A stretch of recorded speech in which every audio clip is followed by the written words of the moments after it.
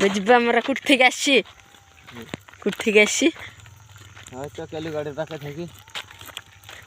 কাল পেঁয়াজ লাগাবো, লাগাইতে হবে। মেশিনটা ঘিরালাম, পানিটা ধরে দিলাম।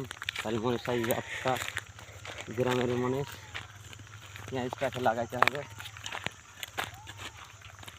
তারপরে এখন বাড়ি যাব, আবার সার নিতে হবে, হলুদ বীজটা নিতে হবে। এই দিক দিতে হবে। এখানে মাছের পোশাকটা আছে, পোশাকটা নিতে হবে। কেবা লেগে হাত পাটা দিতে হবে। সাদা হতে লেগে আছে অনেকখানি, খাটনি শেষ নেই।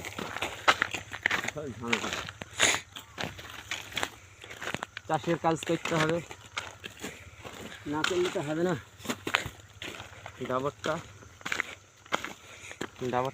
ভিতরে আছে, ডাবরটা ঠিক আছে, ভালো বন্ধ করে দে।